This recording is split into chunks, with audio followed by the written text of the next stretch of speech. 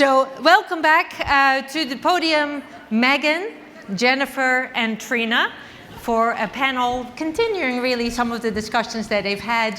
And Megan, it's over to you.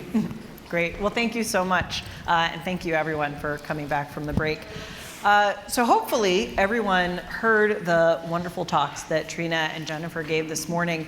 But just to remind you all, Trina Reynolds-Tyler is the Director of Data at the Invisible Institute, where she works on many projects, including the Citizens Police Data Project and the Beneath the Surface Project. And Jennifer Pan is Professor of Communication at Stanford University, where she studies political activity in China and in other authoritarian countries. And I wanted to start our panel discussion today because, as I said, we've heard a little bit about your work, but I'd love if you could both say a little bit about how you came to your work, and specifically if you could say whether you think of yourselves as being data scientists first, who then started looking for an interesting problem to work on, or whether it was the question and the problem that presented itself and then you reached for data science as the right tool to tackle that challenge. And I'll let Jennifer start. So I worked in the private sector for 5 years out of undergrad, and I went to get a PhD because I wanted to know whether I could understand something about the world and have confidence in that knowledge. So I went to get a PhD so I can learn methods, statistics, causal inference, research design methods, to be able to know whether I can know more about the world. So I would say it's this kind of, there was a desire to gain knowledge that led me to gain the tools. And then in terms of the specific direction of my research, that's something that emerged somewhat by chance. So early in grad school, we were working on NLP methods for Chinese, and we needed to collect a lot of data. And we ended up collecting social media data because there's a lot of it. And that's what started the work on censorship, because we realized we had gathered that data prior to censorship. So we could look at what was and was not censored. And in starting that work, then it just generates more and more questions. And then there's this path dependence to the work. So some combination of both. Awesome, thank you. I first and foremost think of myself as a community member, and I really came to data science because I had a lot of questions about the world and about my lived experience and that lived experience connection to other people's lived experiences. After graduating from Colorado College and doing just like some organizing work like on campus in 2015, I came back to Chicago and joined the Black Youth Project 100, where I was the communications co-chair.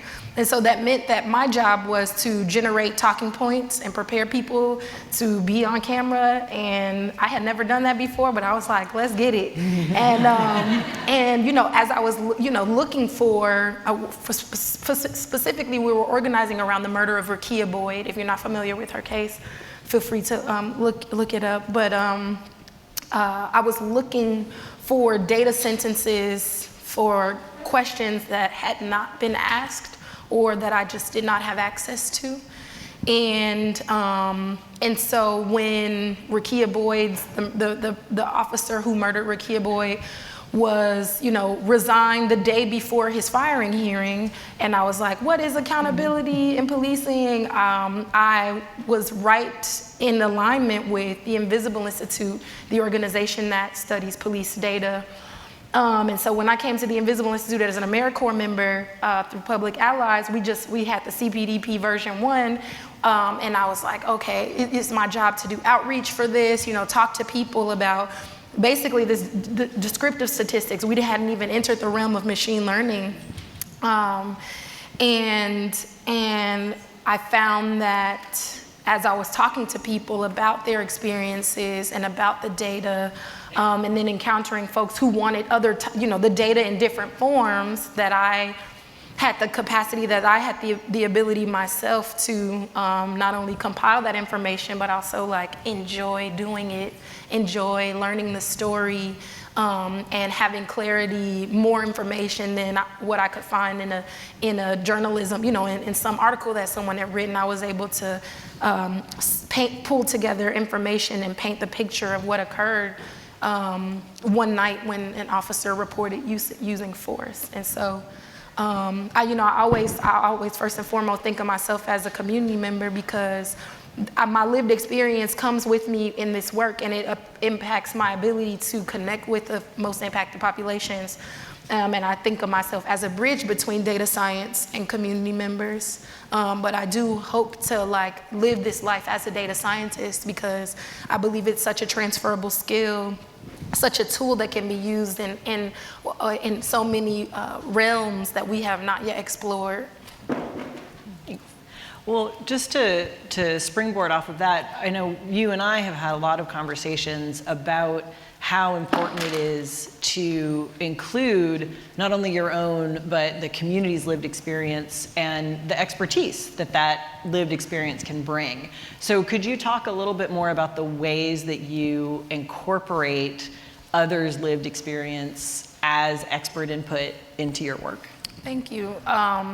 So even before we really got the reading group started for Judy, I convened a group of Black women and just proposed to them what I was what I was considering doing, and asked them for feedback as I prepared to be ultimately this container of trauma, right?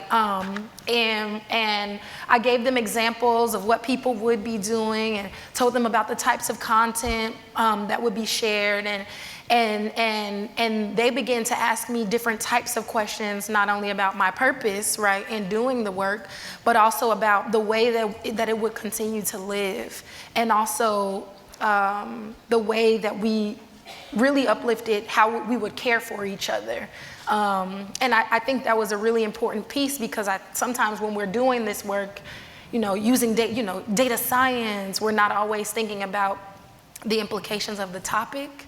And also, we're not always equipped to ask the right questions. And so it was through these, not only this initial group who were like, okay, if you're gonna do this, these are some of the things we think you should hold in mind, but also in the reading groups, right? The small reading groups, the first reading group A, a group of women over the age of 45, 5 women, and then reading group B, women under the age of 30, 5 women who would meet on a regular basis and then ask really important questions, which helped us to really lock in on the annotation dictionary, improving this inter-radar reliability. That's great. Thank you. So another commonality that I see in your work and also in the work of HRDAG is in asking questions about things that either by happenstance or by intentionality are hidden. I mean, Jennifer, you're specifically studying censorship. And so I wonder if you could speak a little bit more at, either a high level or a specific technical level about how you think about using data to uncover things that are typically not going to be represented in conventional data collection efforts. I actually think it builds on exactly what Trina was talking about, which is that you have to have that connection to the thing that you're studying or the thing that you're trying to examine. That connection could be because you've studied that place, because you have lived there, because you're connected to the community in other ways. But that really is essential to figuring out how do we analyze the data, how do we interpret the data. Because the truth is, with large-scale data, we can get anything we want out of it. And we as humans are really good at post hoc theorizing. So we can come up with stories about any result. But if you don't have that connection, at best, you miss the thing. And at worst, you misinterpret and kind of come to a conclusion that's just completely wrong and off. And so for me, studying phenomenon like censorship, also repression, I do it in contexts that I feel that I have some substantive understanding of. So most of my work is focused on China. I've lived there, I've worked there, I've studied the country and its politics for many years. And when I work in other areas, so I have one paper looking at Saudi Arabia and arrests of activists in Saudi Arabia. It was super important for me to work with someone who specialized in the region, so that kind of I had more confidence that what we were looking at was indeed what was happening. I think the hard part, though, is, so I worked with someone who studies the Middle East, and what she was saying is that no one knows anything about Saudi Arabia because they have such stringent limits on access and research. And so what we did was talk to some of the activists who are in exile and others that we could reach out to give us more of that context and background that's so crucial. Do you want to say more about uncovering hidden things in data? I mean, like for me, with police misconduct, so the reason why we chose like even disabled as a selector is because like I cannot make up the thing that people with disabilities are saying about the way police treat them. Like I can think in the darkest depths of my mind, like you said, of like what could be, but really it's really about like making sure that we make the time to look for some of these types of narratives that don't fit the like sensationalized media stuff. But then also in the vein of like missing persons cases, for example, what we've seen, you know, we have data from the year 2000 to the year 2021 of every case that was ever opened and closed, or maybe has never been closed in the city of Chicago. And we see the status of a closed non-criminal, right, as the way that they close them. And then we see that some cases, they reclassified the event type to maybe a homicide, right? But it was important that we look deeper at the data because there were multiple cases where, you know, Chicago police officers are closing non-criminal instances where a homicide has occurred. And the only way that you would know that bit of information is if you took the time to identify people who had been reported missing, who were later found deceased, and then look them up in the data in order to see the way that they are categorized at the end of the day by the Chicago Police Department. And so you have to really interrogate the data generating process and then identify steps along the way so that you can really confirm that what you're looking at is really, you know, has properly been categorized, or if what's happened is they'll close out a case and like open up a new one and call it something else. So Jennifer, you mentioned this a little bit in the Saudi Arabia case, but I know in our earlier conversation you talked about how you haven't been able to travel to China since 2019. And so I wonder, what do you find are the impacts or the differences in the way you can do your research when you're able to travel to the place where you're doing the work? And is it sort of interviewing diaspora communities, or are there other kind of, I guess, how do you find the experience of being able to be there versus not? Yeah, so I think being there is what kind of gives that substantive knowledge and I would say intuition for how do you structure your research as well as how you interpret the results. And I feel that not having been in China for these years during COVID, I've lost a lot of that intuition. So day to day, I mean, we're still collecting a ton of social and digital media data from China. We're still doing online surveys in China. We can do experiments remotely. So we still have a lot of data that we can work with. But I feel increasingly that as I haven't been able to go to the country, that intuition for what's going on is lessening. And China is a place that changes so quickly that, you know, that could lead to either missed opportunities, hopefully just missed opportunities and not misinterpretation. But that is definitely the risk and the loss of not being able to be physically in a place. Yeah. I would say that, you know, physically being in Chicago helps me to better understand what folks are saying anecdotally and to determine if that is what folks are saying anecdotally can be answered, you know, in a scientific way, if it can be interrogated in a scientific way. And I think a lot of times this, you know, the stuff that folks are saying anecdotally will only come out when you are casually having conversation with them. And, you know, they may be are asking different types of questions than you even anticipated, right? Opening the door for a different type of inquiry that is completely unexpected, but necessary. It's like we can't just, it's important, even, again, I myself, like I am a Black woman from Chicago. I'm from the South Side. I have a lot of trauma.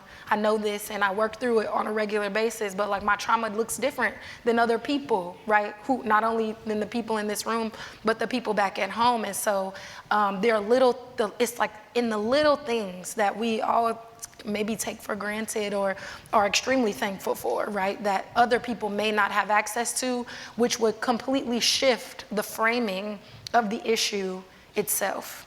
Yeah, I totally agree. And it's being in the place, you learn things that were just not on your radar and that weren't even something you consider, but then becomes really crucial or creates that new idea or helps you figure out how to do a thing or helps solve a puzzle that didn't make sense in your mind. So right. it's gaining what you didn't know. Yeah. So one of the things that Trina and I have talked about a lot is, and that I love kind of watching Trina put into practice, is the way that data science can be used to contextualize an individual's experience and then mobilize individuals. And Jennifer, I mean, you talked explicitly about how collective action is the thing that is sort of triggering a lot of the censorship in China. And so I wonder if each of you could just say a little bit more about the role you see for data science in collective action and the ways that it can be useful to an individual who may not even necessarily know that they're a part of a pattern. So I would say that individuals can create change, and all change comes from individuals, but it's much harder for one person to create that change, especially if they feel like they're the only person experiencing a particular thing. And what data at scale can do is show individuals that they're not alone, that there are others that have similar experiences so that they can coordinate, they can connect, and then collectively act, which makes change much, much more likely. And I think I mean, in grad school, taking classes on social movements, I always knew that, but it wasn't until I realized that the Chinese government cares about this mobilization more than anything else that it really kind of showed me the power of people acting together. That it's when people connect and act together that you can achieve change and change existing structures in a way that's just much, much harder for any individual to do. Yeah, absolutely. I 100% agree with this. This thing of like, you are not alone. I mean, it's such a powerful thing because when you have an experience, it can be extremely isolating. And then when you internalize like the, victim blaming and, it's just, you find yourself in a tricky position where you may not be getting the healing or the space and room to breathe that's necessary for you to really move on in this life and learn and grow and build. And so, even we found in the reading groups that folks are reading experiences of people and then in the same reading group, seeing someone who is within the reading group who has had that lived experience or who is concerned about or talked to their children about that lived experience. And so then it opens up your understanding of the world and it helps you to recognize that you're not alone and then to open yourself up to the idea that people have experiences that you could not even imagine. And I think it's extremely empowering too.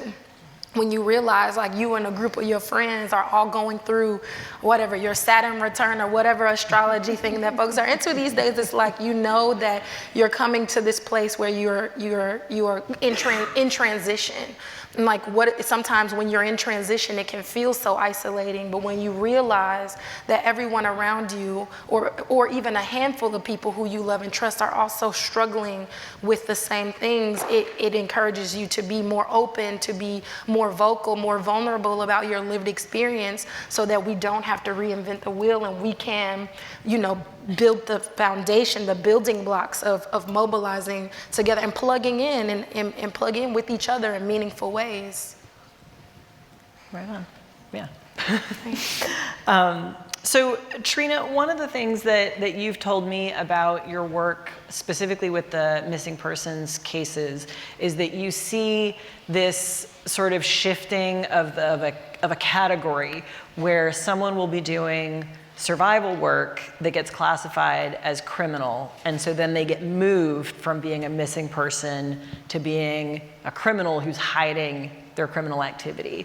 And I wondered if you could just say more about how that shows up in your research and how you sort of deal with that from the perspective of like you were saying, the examples of like the way it's getting recorded in the documents. See, a lot of times with missing persons cases, people like to say, well, all of them were runaways, and like, oh, so they were just, as a means of flattening, right, the actual phenomena of why someone would be reported missing.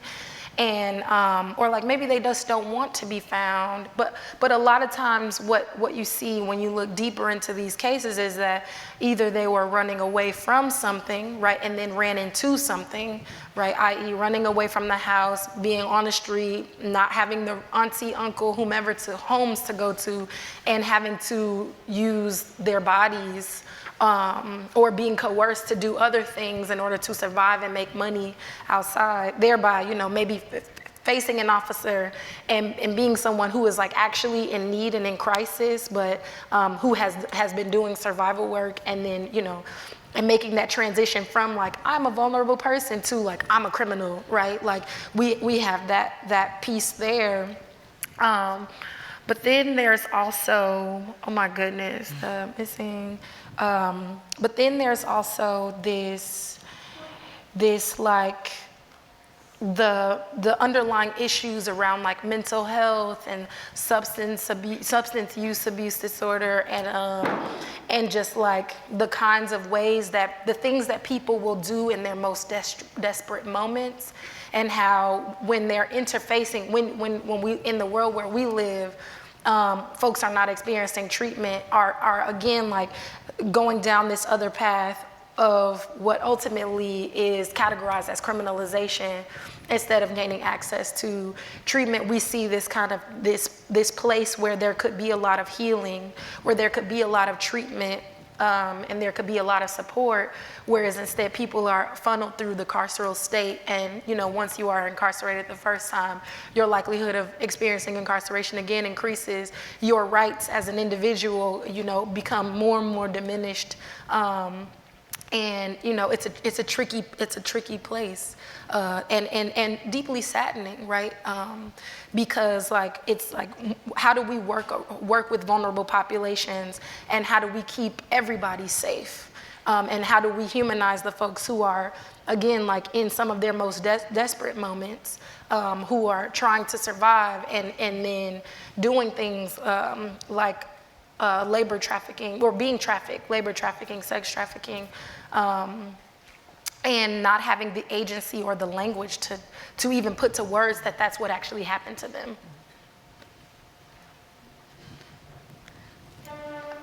So one of the things I study, we call disguised repression. This is where governments will charge a dissident or activist with a crime that's unrelated to their dissent. So an example from China is the real estate mogul Ren Zhiqiang, sentenced to 18 years in prison for corruption, where many people think actually it's because he criticized the top leaders of the Chinese Communist Party.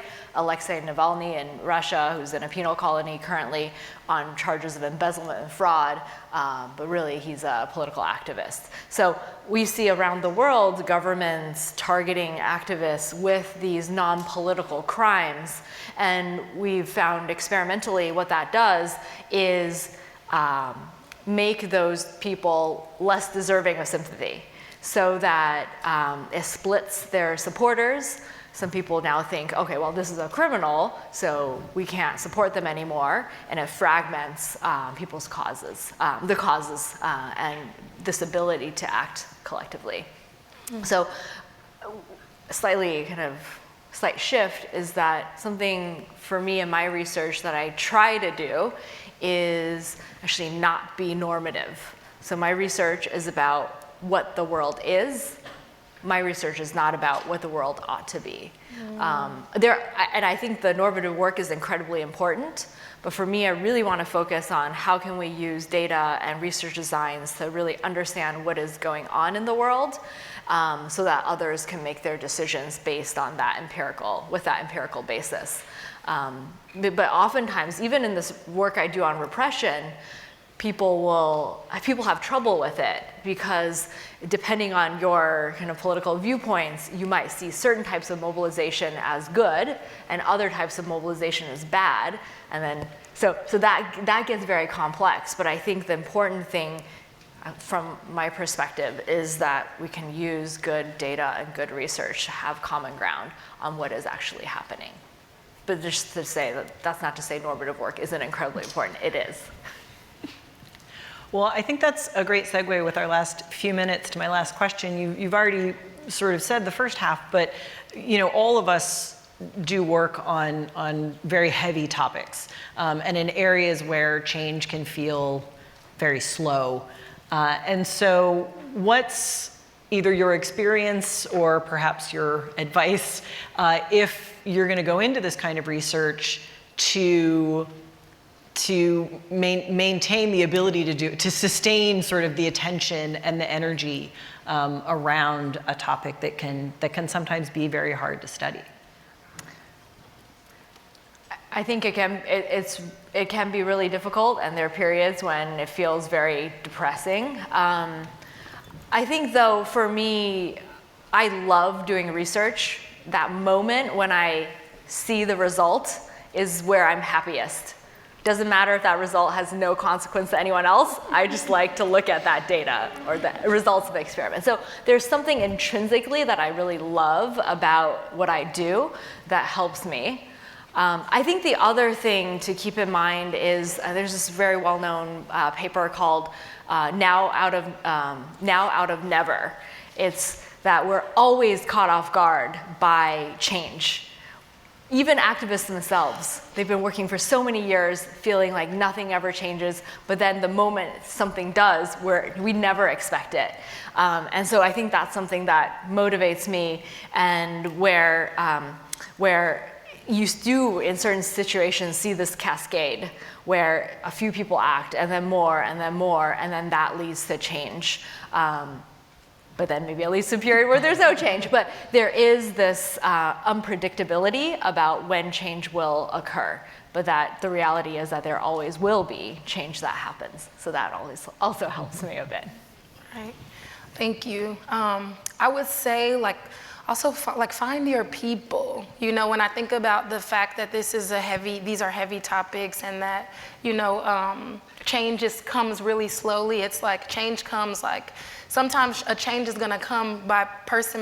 It might look like just a handful of folks in your living room to start, but then that change over time, you can grow exponentially from there. So and making sure that you find release and honesty and with others, because again, it can be so isolating or just frustrating, and I think you have righteous rage, and it's okay to feel that, right? So we must feel things, so we can keep going and sustain it and stay the course. Right on. Thank you.